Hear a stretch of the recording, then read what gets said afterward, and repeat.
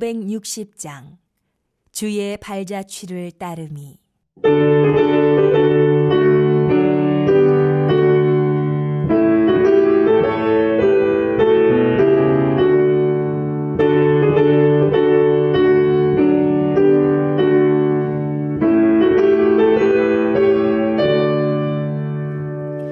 주의 발자취를 따르니 어찌 즐거운 일 아닌가. 맘에 맑은 하늘 열리고 밝은 빛이 비친다. 발자취를 따라가자 기쁜 마음으로. 발자취를 따라가자 찬송하며 즐겁게. 주의 발자취를 따르니 어찌 행복한 일 아닌가. 맘의 악한 생각 사라져 밝은 마음 싹 든다. 발자취를 따라가자 기쁜 마음으로. 발자취를 따라가자 찬송하며 즐겁게.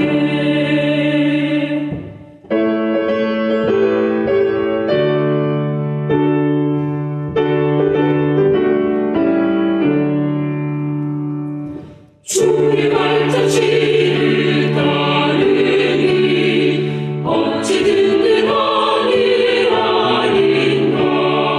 맘의 두려움은 사라져 새로운 힘 솟는다.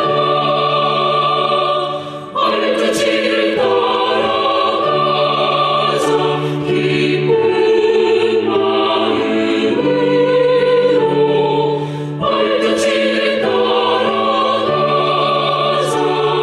찬송하며 즐겁게.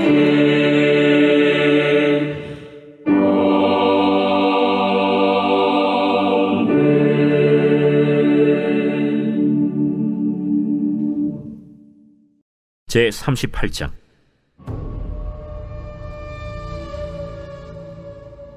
그 후에 유다가 자기 형제들로부터 떠나 내려가서 아둘람 사람 히라와 가까이 하니라.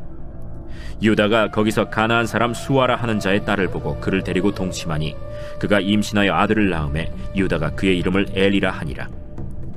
그가 다시 임신하여 아들을 낳고 그의 이름을 오난이라 하고 그가 또다시 아들을 낳고 그의 이름을 셀라라 하니라. 그가 셀라를 낳을 때 유다는 거십에 있었더라. 유다가 장자 엘을 위하여 아내를 데려오니 그의 이름은 다말이더라. 유다의 장자 엘이 여호와가 보시기에 악함으로 여호와께서 그를 죽이신지라. 유다가 오난에게 내 형수에게로 들어가서 남편의 아우된 본분을 행하여 내 형을 위하여 씨가 있게 하라. 오난이 그 씨가 자기 것이 되지 않을 줄 알므로 형수에게 들어갔을 때 그의 형에게 씨를 주지 아니하려고 땅에 설정하매 그 일이 여호와가 보시기에 악함으로 여호와께서 그도 죽이시니 유다가 그의 며느리 다말에게 이르되 수절하고 내 아버지 집에 있어 내 아들 셀라가 장성하기를 기다리라. 하니 셀라도 그 형들같이 죽을까 염려함이라. 다말이 가서 그의 아버지 집에 있으니라. 얼마 후에 유다의 아내 수아의 딸이 죽은지라.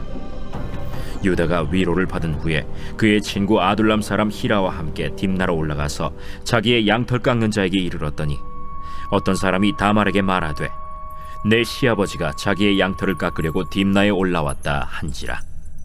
그가 그 과부의 의복을 벗고 너울로 얼굴을 가리고 몸을 휩싸고 딥나 길곁 에나임 문에 앉으니 이는 셀라가 장성함을 보았어도 자기를 그의 아내로 주지 않음으로 말미암음이라. 그가 얼굴을 가리었으므로 유다가 그를 보고 창녀로 여겨 길 곁으로 그에게 나아가 이르되 청하건대 나로 내게 들어가게 하라. 하니 그의 며느리인 줄을 알지 못하였습니다. 당신이 무엇을 주고 내게 들어오려느냐? 유다가 이르되 내가 내 떼에서 염소 새끼를 주리라. 당신이 그것을 줄 때까지 담보물을 주겠느냐? 무슨 담보물을 내게 주랴? 당신의 도장과 그 끈과 당신의 손에 있는 지팡이로 하라. 유다가 그것들을 그에게 주고 그에게로 들어갔더니 그가 유다로 말미암아 임신하였더라. 그가 일어나 떠나가서 그 너울을 벗고 과부의 의복을 도로 입으니라.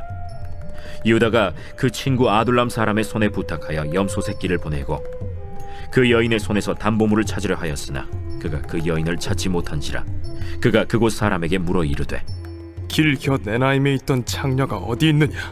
그들이 이르되 여기는 창녀가 없느니라. 그가 유다에게로 돌아와 이르되 내가 그를 찾지 못하였고 그곳 사람도 이르기를 거기에는 창녀가 없다 하더이다. 그로 그것을 가지게 두라. 우리가 부끄러움을 당할까 하노라. 내가 이 염소 새끼를 보냈으나 그대가 그를 찾지 못하였느니라.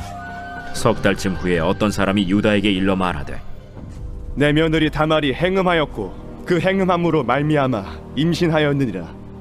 그를 끌어내어 불사르라. 여인이 끌려나갈 때 사람을 보내어 시아버지에게 이르되 이 물건 임자로 말미암아 임신하였나이다. 청하건대 보소서. 이 도장과 그 끈과 지팡이가 누구의 것이니까? 유다가 그것들을 알아보고 이르되 그는 나보다 옳도다. 내가 그를 내 아들 셀라에게 주지 아니하였음이로다. 하고 다시는 그를 가까이 하지 아니하였더라. 해산할 때에 보니 쌍태라.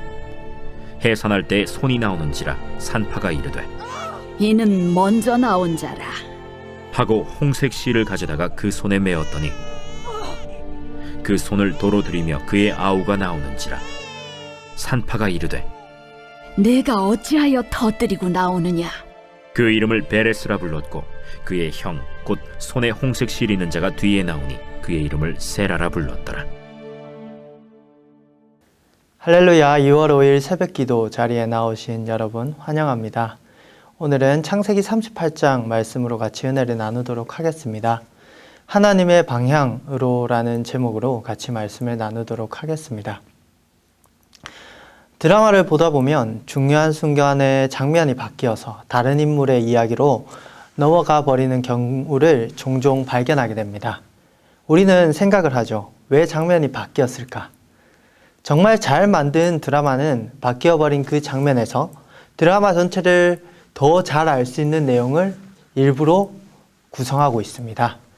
우리는 바뀌어버린 장면의 내용을 보며 깨닫습니다. 예를 들면 이런 식으로 저 사람은 예전에는 몰랐는데 몰래 주인공을 도와주고 있었구나. 저 사람은 내가 생각할 때 나쁜 사람인 줄 알았는데 차차 변화되었구나. 그런 사실을 깨닫게 됩니다. 오늘 성경도 신기하게도 37장에서 애굽으로 팔려가는 요셉의 이야기를 이어가지 않고 38장에서는 장면이 바뀌어서 요셉이 애굽으로 팔려가는 것에 주도적인 역할을 한 유다의 가정사가 나오고 있습니다. 저는 그런 생각이 들었습니다. 왜 갑자기 유다 이야기가 나올까? 그렇다면 하나님께서는 이 유다의 이야기를 통해 요셉이 주인공과 같이 나오는 이 뒤에 이어지는 창세기 이야기를 어떻게 이끌어 나가실까? 이 이야기를 통해 어떤 말씀을 하고자 하시는 것일까? 38장 1절에 보면 그 후에라는 말이 나오고 있습니다. 유다의 주도하에 요셉은 애굽으로 팔려가게 되고 작당한 형들은 요셉의 옷에 짐승의 피를 묻혀서 아버지 야곱을 속입니다. 야곱은 그 누구의 위로도 받지 않고 정말 많이 슬퍼하였죠. 이 일이 지난 후에 무슨 이유에서든지 잘 모르겠지만 유다는 형제들을 떠나서 살게 됩니다. 가나안 사람 수아의 딸과 결혼하고 아들 셋을 낳죠. 엘, 오낫, 셀라라는 애들을 낳습니다. 첫째 엘을 위해서 유다는 다말을 데려오고 며느리 삼습니다. 엘은 아이를 낳기도 전에 하나님 앞에 죄를 범하여 죽게 됩니다. 형의 자리를 이어 둘째 오난이 다말과 결혼하게 됩니다. 형의 자식을 대신 낳으라는 유다의 그 명령에 불순종한 오난은 또한 하나님 아버지 앞에 죄로 여겨져 죽게 됩니다. 이제는 셋째인 셀라만 남게 되었는데 당시 풍습대로 셀라가 다말과 결혼하여서 대를 이어야 되지만 셀라는 너무 어린 상태였습니다. 유다는 다말에게 셀라가 어리니 너희 아버지 집에 가 있어라 라고 그렇게 말합니다. 그 말대로 다말은 자기 아버지 집에 가서 지내고 있습니다. 하지만 유다는 셀라가 장성한 후에도 다말을 다시 부르지 않습니다. 그는 셀라를 지키고 싶었던 것이죠. 유다의 아내 수아의 딸이 죽은 후 유다는 양털 깎는 시기에 딥나에 내려갑니다. 이 소식을 들은 다말은 치밀한 작전을 세웁니다. 가부의 의복을 벗고 너울로 얼굴을 가립니다. 유다는 이러한 차림새의 다말을 보고 몸을 파는 여성이라고 여겨서 함께 잠자리를 가지자고 그렇게 말을 합니다. 이에 다말은 유다에게 대가를 요구합니다. 유다는 새끼 양에 준하는 담보물로 무엇을 나에게서 받을 것인가에 대해서 다말에게 묻습니다. 이에 다말은 도장 끈 지팡이를 요구합니다. 유다는 너울로 얼굴을 가린 그 사람이 자신의 며느리인지 모르고 잠자리를 가지게 되고 다말은 임신하게 됩니다. 다말은 너울을 벗고 다시 가부의 의복을 입고 자신이 있던 곳으로 돌아갑니다. 시간이 지난 후 유다가 다시 담보물을 찾고자 아는 이에게 새끼 양을 줘서 보냈지만 찾을 수 없었습니다. 석 달 후 며느리 다말이 행음하여 임신하였다라는 소식이 유다에게 들려옵니다. 유다는 그 며느리를 불태워 죽이라 라고 그렇게 명령합니다. 다말은 끌려나가면서 담보물인 도장, 끈, 지팡이를 보여주며 이 담보물을 준 사람으로 인하여 임신하였다라고 그렇게 소리칩니다. 이를 듣고 유다는 이렇게 말합니다. 제가 말씀을 읽도록 하겠습니다. 38장 26절 말씀입니다. 유다가 그것들을 알아보고 이르되 그는 나보다 옳도다. 내가 그를 내 아들 셀라에게 주지 아니하였음이로다 하고 다시는 그를 가까이 하지 아니하였더라. 이후 다말은 쌍둥이를 낳습니다. 베레스 그리고 세라입니다. 세라의 손이 먼저 나와서 홍색실을 묶었으나 들어가고 베레스가 먼저 나오고 그 다음 세라가 나옵니다. 여기까지가 오늘의 이야기입니다. 우리는 오늘 이야기를 살피면서 유다라는 인물에 대해서 주목하게 됩니다. 유다, 도대체 어떤 사람일까? 동생을 다시 살려 아버지께 데려가려고 했던 형 르우벤, 즉 요셉을 살리려고 했죠. 그와 달리 이스마엘 사람들에게 동생을 팔자고 주도하였던 사람, 그가 바로 유다입니다. 형제들을 떠나 아버지 야곱이 아닌 큰아버지 에사와 같이 가나안 여인과 결혼한 사람, 그가 유다입니다. 생육하고 번성하라는 명령을 따르지 않고 사실상 다말과 약혼한 상태인 셀라를 다말에게 주지 않은 사람, 그리고 며느리의 행음에 망설임 없이 화형을 명령한 사람. 지금까지 성경에서 보여지는 유다의 모습은 냉혈함과 같이 보여지고 자기 멋대로 사는 자처럼 보여집니다. 이 모습이 도대체 요셉의 이야기로 마무리되어지는 창세기 가운데 무슨 의미가 있을까요? 이 성경 전체 가운데 어떤 의미를 가지고 있을까요? 창세기로 다시 나아가서 계속해서 넘어가 보면 요셉이 총리가 되는 장면이 등장합니다. 창세기 44장 14절에서 34절의 이야기를 보면 형들을 속이고 베냐민을 자신의 종으로 삼겠다고 그렇게 총리로서 그렇게 연기하고 있는 요셉 앞에 유다는 요셉을 잃은 아버지 야곱의 슬픔에 대해서 이야기하고 아버지의 생명과 동생 베냐민의 생명이 연결되어 있다고 호소하며 자신이 담보물이 되어 요셉의 종이 되겠다라고 그렇게 이야기를 합니다. 38장에 나타나는 유다의 모습과는 그리고 그전 37장에 요셉을 팔아버렸던 그 유다의 모습과는 너무나도 대비되는 모습입니다.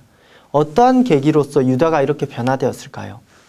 38장 유다의 가정사 이후 유다의 변화를 말하는 이야기는 따로 나오지 않고 있습니다. 하지만 그 계기는 오늘 말씀에서 찾을 수 있습니다. 방금 읽었던 말씀 다시 한번 읽겠습니다. 26절 말씀. 유다가 그것들을 알아보고 이르되 그는 나보다 옳도다. 내가 그를 내 아들 셀라에게 주지 아니하였음이로다 하고 다시는 그를 가까이 하지 아니하였더라. 유다는 다말을 다시는 가까이 하지 않으므로 자신과 동침한 행위에 대해서는 인정하지 않았지만 그는 나보다 옳도다 라는 표현으로서 다말에게 셀라를 주지 않은 자신의 잘못에 대해서 인정했습니다. 마땅히 다말의 권리를 보장해줘야 하는 시아버지로서의 역할을 수행하지 않은 잘못에 대해서 인정한 것이죠. 며느리를 통해 자신의 부족함을 깨닫게 된 유다는 점차 바뀌어져 갔을 것입니다. 하나님의 역사는 애굽 보디발의 집, 감옥, 궁전에서 연단을 받는 요셉 가운데도 일어났지만 요셉을 팔아버린 주동자인 유다에게도 그의 형제들 가운데서도 일어나고 있었습니다. 이후 유다는 요셉과 형제들 사이에 극적인 중재자로 나서게 됩니다. 유다의 잘못된 행동들 가운데서 하나님은 유다 자신의 잘못을 깨닫게 하셨습니다. 유다의 잘못된 행동 가운데 유다의 자손이 대를 이을 가능성이 전혀 없어 보였지만 다말을 통해 낳은 자식인 베레스와 세라를 통해 하나님은 유다 족속을 이어가십니다. 룻기에서도 나타나듯 이 베레스의 후손으로 보아스가 태어나고 보아스의 후손으로 다윗 왕이 태어나게 됩니다. 하나님께서는 이 일을 통해서 유다를 세우시고 후대에 다윗 왕조를 세우시고 약속을 지켜나가시죠. 다윗 왕조의 시작부터 이스라엘이 큰 족속을 이루기 위한 요셉과 형제들의 화합, 모두 어찌 보면 그저 작게 보고 지나칠 수도 있는 이 유다의 가정사를 통해서 그 가정사로부터 시작되었습니다. 하나님께서는 오늘 이 유다의 이야기를 통해 어떤 말씀을 하고자 하시는 것일까요? 유다와 같이 제멋대로이고 냉혈한 같이 보이는 인간도 하나님이 변화시키면 바뀐다는 사실을 우리는 알 수 있었습니다. 그리고 하나님께서 일하시면 이 작은 변화가 큰 역사의 방향으로 나아가게 된다는 사실을 우리는 확신할 수 있었습니다. 유다의 자세한 변화 과정은 성경에 나오지 않아 모르고 베레스의 후손인 보아스가 오기까지 그 중간 세대들 가운데 무슨 일이 있었는지도 우리가 사실상 잘 모르지만 우리가 분명히 확실하게 알 수 있는 점은 우리가 알지 못하는 그 과정까지 하나님께서 주관하셔서 하나님께서 큰 역사로 이루어 가셨다라는 사실입니다. 우리는 믿고 나아가야 될 것입니다. 유다와 함께 하셨던 하나님께서 우리의 잘못과 실수를 통해서도 우리를 선한 길로 인도하실 수 있는 분임을 믿어야 됩니다.